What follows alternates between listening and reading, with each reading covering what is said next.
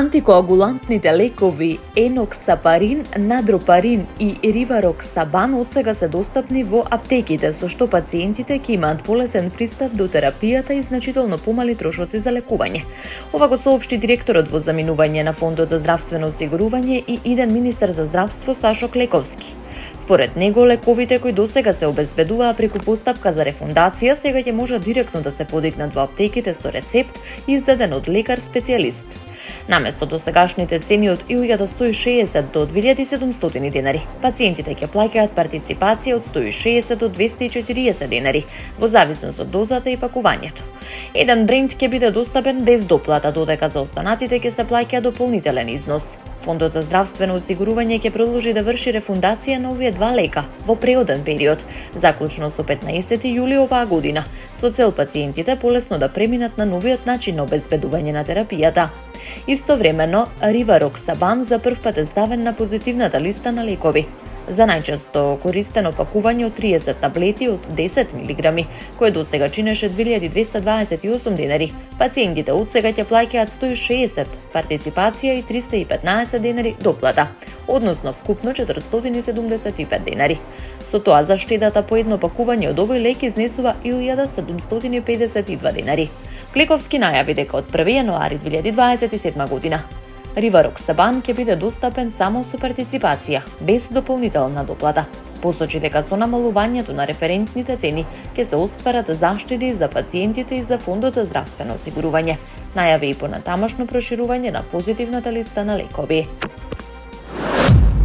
Инфлацијата мерена преку индексот на трошоците на живот во јуни во споредба со мај годинава бележи намалување од 0,5%, додека цените на мало се намалени за 0,8%, покажуваат најновите податоци на Државниот завод за статистика. На годишно ниво, односно во споредба со јуни минатата година, трошоците на живот се зголемиле за 3,4%, цените на мало бележат раст од 3,6%. Според статистичките податоци, најголемо месечно намалување на трошоците на живот е регистрирано во групите транспорт, каде е забележан пат од 1,6%, храна и безалкохолни пијалаци, каде трошоците се намалиле за 1,1%. Од друга страна, зголемување на трошоците е евидентирано во повеќе категории. Најголем раст има кај рекреација, спорти и култура, каде цените се повисоки за 1,4%.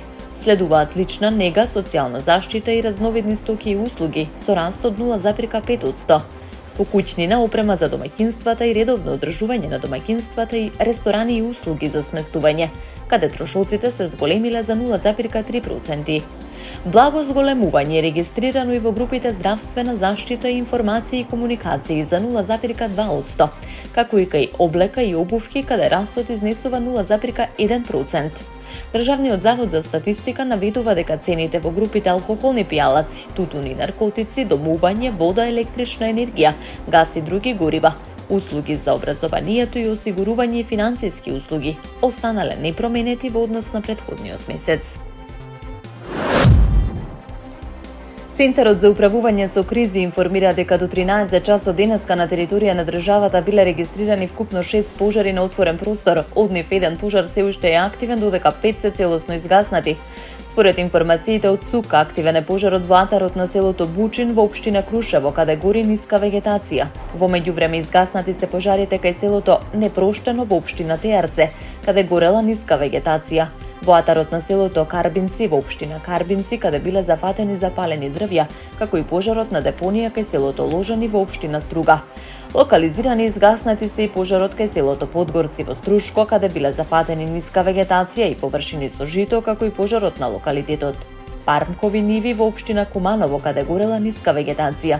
Од Центарот за управување со кризи апелираат до граѓаните да бидат внимателни и одговорни при движење и престој на отворено, со цел да се спречи појава на нови пожари во услови на високи температури. Министерот за надворешни работи и надворешна трговија Тимчо Муцунски во рамки на официјалната посета на државата Катар оствари две деловни средби со раководствата на компаниите Qatar Airways и Barzan Holdings, посветени на продлабочување на економската и инвестициска соработка меѓу двете земји. На средбата со извршните директори на Qatar Airways, една од водечките светски авиокомпании, Муцунски ја представил инвестициската отвореност на македонската влада, Во фокусот на разговорите била можноста за воспоставување директна авионска линија меѓу Скопје и Доха.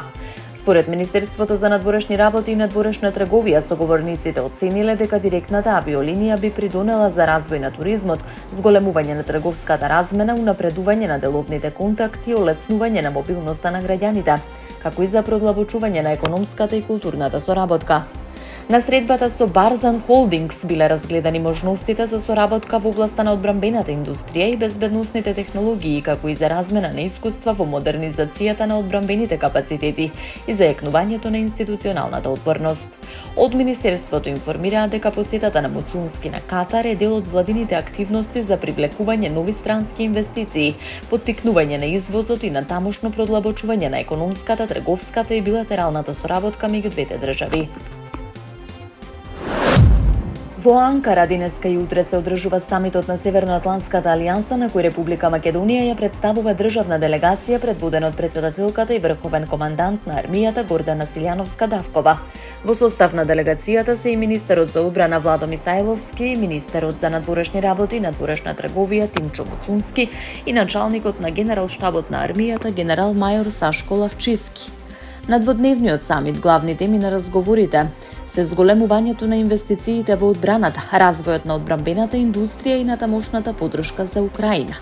Во рамки на самитот министерот Мисајловски учествува и на форумот за одбрамбена индустрија, на приемот за министрите за одбрана организиран од турскиот министер за национална одбрана Јашар Ѓулер, како и на церемонијата по повод приклучувањето на Франција, Финска и Шведска кон мултинационалната иницијатива за воспоставување на НАТО обука за летање во Европа.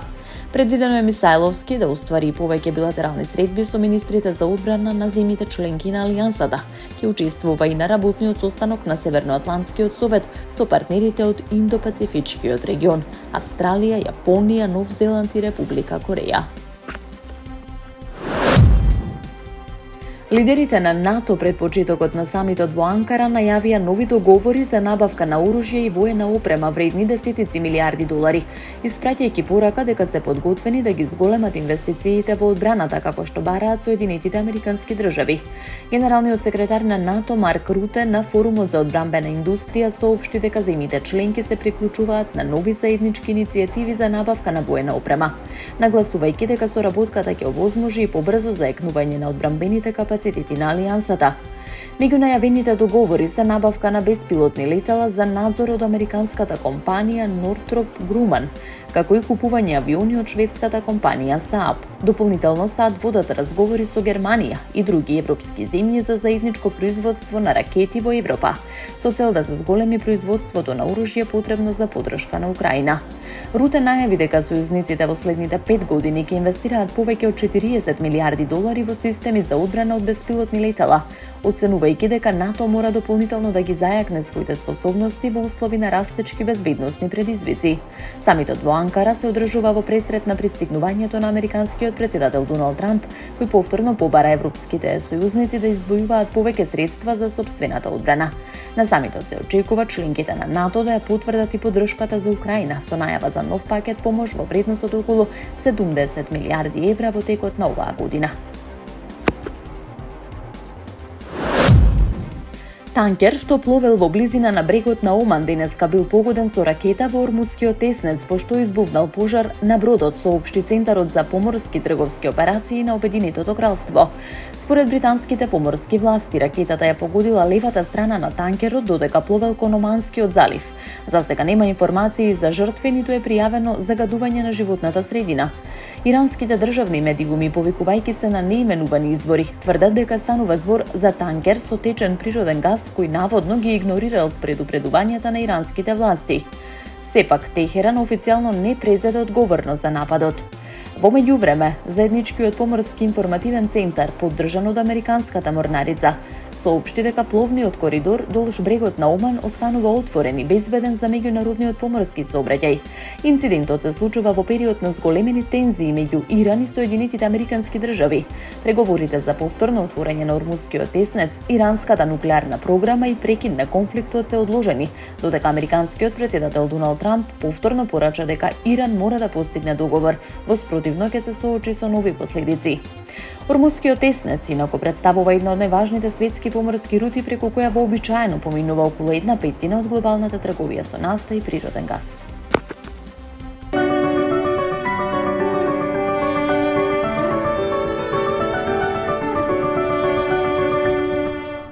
Времето денеска претежно сончево со мала до умерена облачност. Во попладневните часови ќе има услови за локална нестабилност проследена со пороен дожд, грмежи и засилен ветер.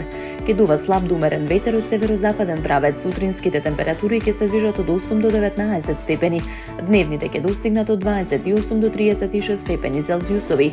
Во Скопје е претежно сончево време со мала до умерена облачност. Попладне во одделни делови од котлината се очекуваат краткотрајни поројни дождови и грмежи. Ќе дува слаб до умерен ветер од западен правец. Температурата ќе се движи од минимални 15 до максимални 34 степени. Според прогнозата, по денешната локална нестабилност следува период на претежно стабилно, сончево и потопло време. Во наредните денови дневните температури ќе бидат во постепен пораст, условите за врнежи ќе се намалат.